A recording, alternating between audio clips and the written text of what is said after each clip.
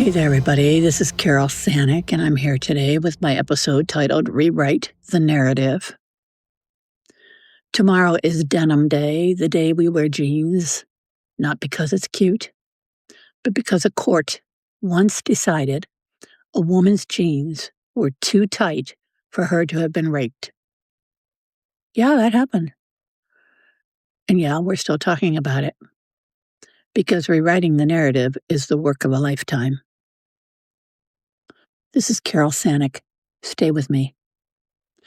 Today, we're stepping into something bigger than a single story, a single survivor, or a single month.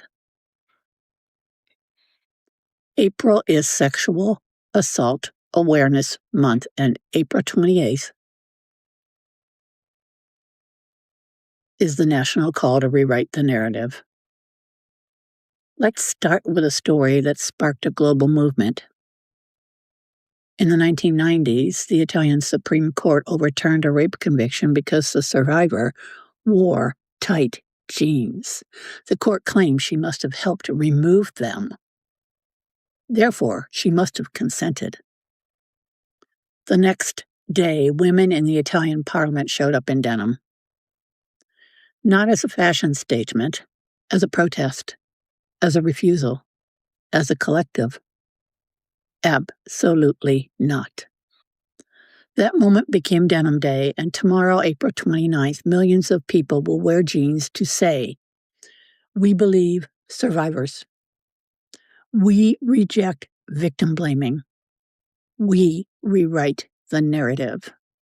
And this week, the National SAAM campaign has a theme for each day of Denim Week. Today's theme is Rewrite the Narrative, which is exactly what survivors do every time they speak, every time they heal, every time they refuse to carry shame that was never theirs. Here where I live in South Carolina, the 2026 SAAM campaign is centered on consent, not as a one-time question, but as an ongoing conversation. Consent in relationships, consent in dating, consent in parenting, consent in the way we talk about bodies, boundaries, and respect. And the numbers here matter. Nearly 3,000 sexual assaults were reported in South Carolina in 2024.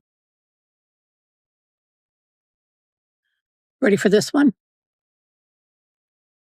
Half of the victims were under 18. Now, let me go back and say this again.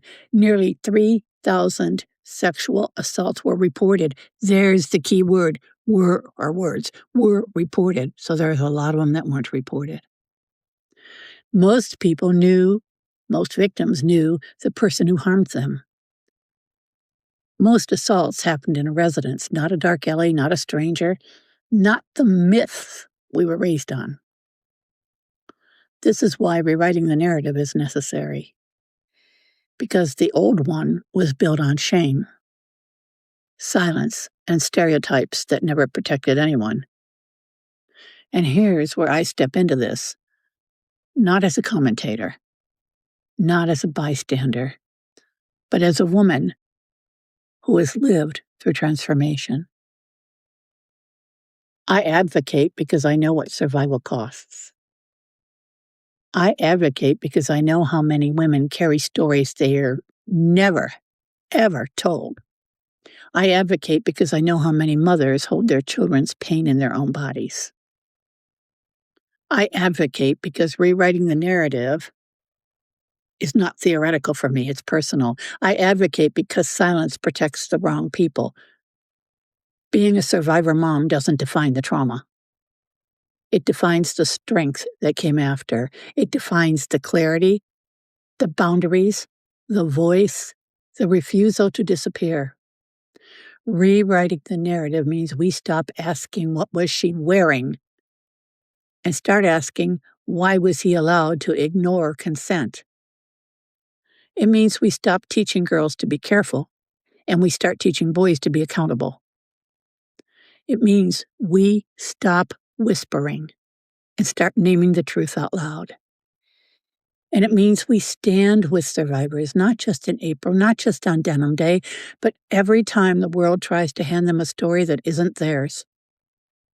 Tomorrow, when you put on your jeans, remember what they represent: a refusal to accept outdated narratives, a refusal to blame survivors, a refusal to stay silent.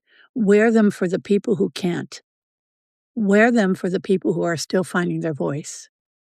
Wear them because rewriting the narrative is how we change the world, one truth at a time.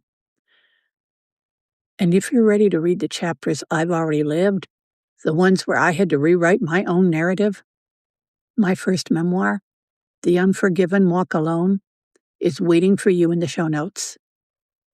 I'm a survivor mom. This is Carol Sanick. Stay with me.